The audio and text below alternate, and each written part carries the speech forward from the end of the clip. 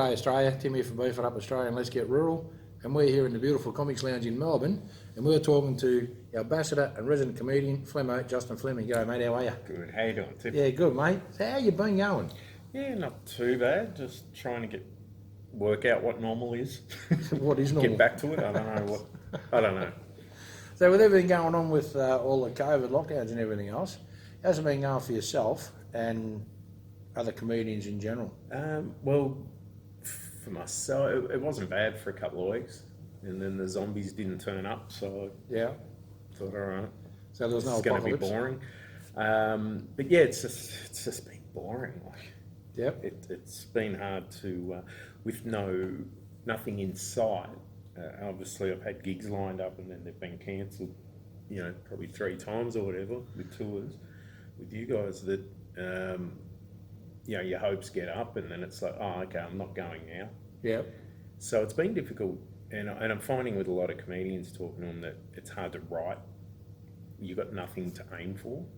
It's just a weird landscape at the moment. The festival's coming back. Not that I am into that, but you know, at least that's something for people to focus on, I guess. So how's that affecting yourself with your mental health and what have you been doing to try to keep yourself above that? Well, it's been the last lockdown because I'm living in a hotel at the moment. That was hard because previously I was in here, so I had all this space.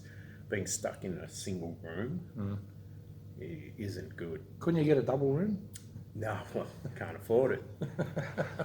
Keep losing gigs. So, Which is not good for yourself and not good for comedians and entertainers in general, is it? Well, I realised also with that, being in a single room, that or a studio, people in the 14-day quarantine, that must be torture after the 5th day. I reckon so, especially if they've got kids that they can't send outside to play as well. Yeah, you're stuck in the same room, you can't, there's something about not being able to move. Just imagine if you had a wife or a husband or a girlfriend or a boyfriend, how many people do you reckon to be going after the 3rd day? Get out of me face. Trouble. Yeah. How do you think they might go? Well, it must be a nightmare unless everyone's got different ways of dealing with things and different awareness on how to deal. You know, myself 20 years ago might have been fine just playing games or whatever on Xbox or whatever, whereas now I'm a different wiring. So yeah, I think different age groups will deal with it. You know, kids, you can just put them on a computer game or on a phone and or on a string and use them as yo-yo out the window. They're entertained for ages. So. Yeah, definitely. Yeah. So I noticed during the first lockdown, you keep yourself busy doing weights and things like that. Yeah. How have you gone with the second 5-day one? Well, the first one I was doing the recaps of reality TV shows, so that was good because it gave me something I had to watch. Not that I like the shows, but I had to watch them and then try come up with jokes. You kept watching your favourite one every week. The second one was a lot of YouTube, but I was watching and trying to write. It's kind of weird. If you haven't got that stimulation going on, I find that writing is difficult. And you sort of become stagnant?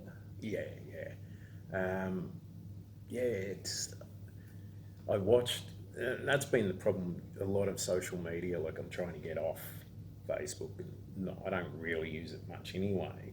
I haven't seen you on here yet, I don't use it, so I just I check messages for gigs and that's it. But I think the dangers, you know, getting a book and reading a book, going for a walk, that was one thing I made sure I did every morning, was go for a walk, just to get some exercise. And with a few gigs that are around, practice sort of rooms, I'll walk to them and try not listen to YouTube or watch YouTube on the way there. Just walk and just be with my own thoughts and stuff. I used to go for a walk every morning, and I still do. I get out of bed, I walk to the bathroom, then I walk to the kitchen, then I walk to the car. And then the bar. Yeah, only when it's open. So because I know you do some work here at the Comics Lounge. Yep. So on the nights that people can come in, do you still get a good crowd? Yeah, they're getting good crowds. I noticed one thing when there was a few cases. Say last year, I remember in December or something, I can't remember, there was cases that happened and then people were cancelling. you know, as happened with our tour, that last show we did out in New South where the Essendon player had tested positive, which turned out to be a false positive, I think. But Yes. people were ringing up that night going, we're not coming. Yeah, which is not good, is it? So Especially it when sends you out need panic. that. Then last week there was those 3 cases, and that night people were cancelling. So it's kind of weird. It's hard. So hopefully we're now on the... People have a lot of fear, or they watch the news a lot, which I don't. You can be if it gets into your head that that's what you're watching, you're going to believe what's told to you, whether it's right or wrong, or it's one person's opinion. Then those people have a fear, and they can be easily scared. You know, not that they're wrong for not leaving the house that night if there's a case out. Yep. It's up to them. But if there's a few cases, because especially here in North Melbourne, it's dead. Like this area is absolutely dead now. Well, as we were driving in, we didn't see anybody walking around. Probably 1 or 2 people. This used to be pumping on Errol Street. And now So how much are you looking forward to getting back out on the road, doing what you love doing, making people laugh, giving Anita a hard time, and I've been doing that. having fun? No, that's going to be that's all I've been looking forward to, and that's been the shame that it's like cool, in 2 weeks we go, and then okay, you're in a lockdown. Shit. Okay, in 2 weeks you're going. Awesome. Now you're in another lockdown. It seems to be that. Yeah, it's going to be good. It's going to be good to just feel that, you know, that energy from an audience and put some smiles on faces again. Yeah, that's what puts a smile. It's important to catch up with people and keep that's so, you know, there's Zoom meetings, and I think it's not good. I just don't. I think you've got to go and catch up and see people and shake hands. And just having a chat on the phone is not the same, is it? Nah, it's and you get guilt. Like I get guilty of it, where I get into a pattern of I've got to write today, so I'll write for hours, and then I'll rewrite things, and then I've got to go get ready for a gig. So I don't see people a lot because I get into this pattern that I believe is my routine of what works. But there is a negative side to that you end up without interaction, and I don't call people. I'm just in this, and before you know it, 2 weeks has gone. You hope you've been in this same pattern. So I think one positive thing with all this that's been going on is reflection and looking. For me anyway, I've been able to step aside and look at myself a bit in different ways and see ways to improve. But that's what mirrors are for. Well, you're mirroring yourself, you know, if you can step back and look in the mirror and I guess, you know, you keep evolving as a person, and out of the negative, if you can find a positive where, you know, if you can improve yourself, you know, for that long lockdown, there's a lot of time for self-reflection, you know, and you'll get days where you're doing nothing for 5 days in a row, absolutely nothing. And you realise I've done nothing. I've not evolved. My thumbs are disappearing, looking for the water. Is that where they've chopped off on the phone? No, just from turning back into a fish or whatever we came from. So I understand that you like to go out and sit in a cafe to get some inspiration for your material and things like that. You must be sick of coffee by now. Never, ever. I am just coffee with skin covering me right now. That's, no. Yeah, I can smell the Arequipa beans from here, but I think that's what they are. That's arrogant. I love the coffee, and that watching people, and you know, that's always been my process with comedy anyway. Just sit in either Starbucks or just somewhere where there's people and just drinking coffee until I've got the jitters and try and go to sleep. And then when you do that, you're like this, and your head's going, and your brain's just going 90 to the dozen. Yeah. And you go, now what was that part again? Yeah. Or you're too jittery to concentrate by that point. Like, So, just watch YouTube. so you just watch everybody going past and go, yep. So I know you're definitely looking forward to get back out on the road.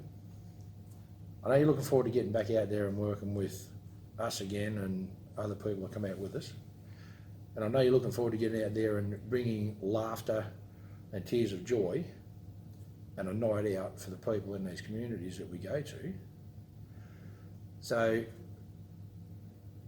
all of that combined, how's your nerves going to go when you get back out on there and not too in bad, front of somebody? because I've been doing smaller gigs around Melbourne, like the open mic rooms and different practice rooms, and some of them get a good crowd. So yeah, initially the first gigs back I was actually nervous, which is because the problem was here you feel like you can't get up with old material. Yeah. You feel like, oh, we've had this time, you better turn up with new thoughts. And then after I watched everyone go, so what's the deal with COVID? How's lockdown? Homeschooling? It's like, ugh, we're all going to do the same jokes. I sort of I beat that nerve thing out a little bit, which has been fortunate, because it would be, if I had to go cold straight up to a proper audience, I'd probably be nervous, because one thing with me, like I'm extra hard on myself. I look at my material, like even when I'm doing a proper show, I look at it, go, oh, that's not funny, that's not funny, that's not funny. I've got no jokes. The nerves will, I don't think there'll be any nerves. It'll just be that nervous energy and excitement that you should have before you go on stage. Yeah, if you're too laid back, you won't. You'll be in the wrong gear. And you'll fall asleep. Almost. I've been like that, where I'm just so relaxed and comfortable. It's like, I don't have the energy to get going. Yeah, there's little elements to comedy. So you're definitely looking forward to getting out on the road again. Yeah, no, it's going to be good. Good to just, there's something in, I was explaining, I give a lot of advice to the younger comedians in Melbourne. I try to help them out as much as I can. One powerful thing that I'd forgotten is how much the comedy helps the audience. You forget, and it happened here one night where I was downstairs after the show, handing out tickets for another show, for the Monday show or something, and a lady gave me a hug and just said, oh, I needed that. And you could feel like, oh, your life's in deep shit. Like something's happened that was the first time it really hit me that, oh, okay, this has a bigger effect. It's not just about you, and it's not about your ego. And hey, didn't I look good tonight? That sort of thing. That you can take away a lot of pain or angst, or you can go, cool, for the next hour, whatever you're going through disappears. It's gone. We're going to have a good time, and we can help you. You're not even going to have those problems in your head for the next hour. You just let it out, and nothing's better than laughing your ass off. And that's why we like to go out to these small communities and do these shows. So it takes all their mind and their edge off whatever they're going through, whether it be drought, fire, flood, COVID, an unfortunate death in the family, things like that. It gives them a couple of hours of a good night out, fun and laughter, as well as take their mind off. Yeah, if you can pull them into, which I like doing, which is come into my world, drag them in, and then their world's gone. They keep just being this silly mental brain of mine. I've heard a fair bit of your material. If you want to drag them into that world, they've got to be open for a whole new world of wacky. Well, exactly. And if you do it right, they'll come in there and you go, this is, and a lot of my stuff's truth based. It's about my life and my experiences, and I've had a weird life. For a lot of the different things I've done and experienced. So you can take people in there and just go, cool. You think you're weird? Hold on to your horses, because and just ideally they're going to let it out and have a really good laugh at my expense or my life's expense, and just forget about their problems. And it's a big reset as well after a show, where you can feel that everyone's you've connected with everyone, and they've had a hard laugh. It's like a reset for them. You know, they're kind of reborn again. And at the end of the night, they all come up and say, "Thanks, mate. Really needed that." Yeah, And that's the best compliment. thanks for a good night. You know you've done what you set out to do. Yeah, it's different. People come and go, "You're funny" or anything like that. It's different to I needed that. If you could get that from everyone in the audience, that'd be awesome, because you know you've changed. You've just helped someone really personally. You've helped them more so than and they're both great. Like, nice compliments, you want to hear them, but yeah, if you know you've affected someone in such a powerful way, that's the best thing with doing comedy. Yeah. Most definitely. And music's the same. I mean, you rock out and people forget about it and they sing along with your songs for an hour or so. Or they bang heads and in the mosh pit, things like that. Yeah, they're letting it all out. It's the same sort of thing. Comedy's just a harder version of it, because it's personal, and the awesome thing with comedy is you can always die on stage. So it puts this awesome excitement in the air and as you know, sometimes I don't know what I'm going to do when I walk up there. I've got no idea what I'm going to say. Nobody does. They know that. They can sense that and go, all right, especially with the crowd work. If I'm just we don't know that, and we work with you. and I don't. I walk up there going, I've only had 2 coffees. I don't know what I'm going to say. And then it just falls out, and that creates an excitement on its own. None of us know what's about to come out of this face. I don't even know, and I've got the face. So being a good, not a good stand-up, a bloody fantastic stand-up comedian, you'd have your own groupies, and you have a mosh pit. What are those things? That's music stuff. You've seen my set. There's no women ever hanging around after that. Oh, I don't know. Kind of hard to mingle after what I say on stage. It's specifically music where you get those type of people hanging around. But you've had that before too, haven't you? What's that? You've had the groupies, yeah, and you've had the mosh pit. Yeah, not so much the mosh. We weren't a mosh sort of style of band. No, you were more emo gothic, weren't you? No, well, traditional Judas Priest, Iron Maiden, proper, real heavy metal. So. And if you don't know, Flemo was the lead singer of the band Pegasus back in the day, because he's older now and he can still rock it. All the Hawaiian music. Yeah. Yep. Played a Hawaiian bar in Germany. Yep. An Hawaiian bar in Germany. Yeah, it was weird. No, was it Germany? No, I think it was Holland. Somewhere. No, it was Holland, actually. You're getting ready to shake up the coffee, aren't you? Cramps. Yeah, that was very weird. It was a full, like you would have thought you were in Hawaii, in Holland. Yeah. Wow. Reeds everywhere. All right, so we know you're a very busy man. We know you've got a lot to do.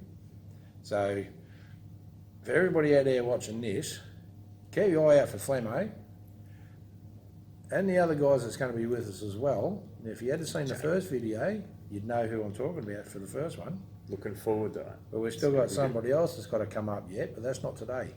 But so yeah, just keep an eye out for Flemo. Keep an eye out for Anita. She's the one that sets it all up. Keep an eye out for Jace from Taxi Ride.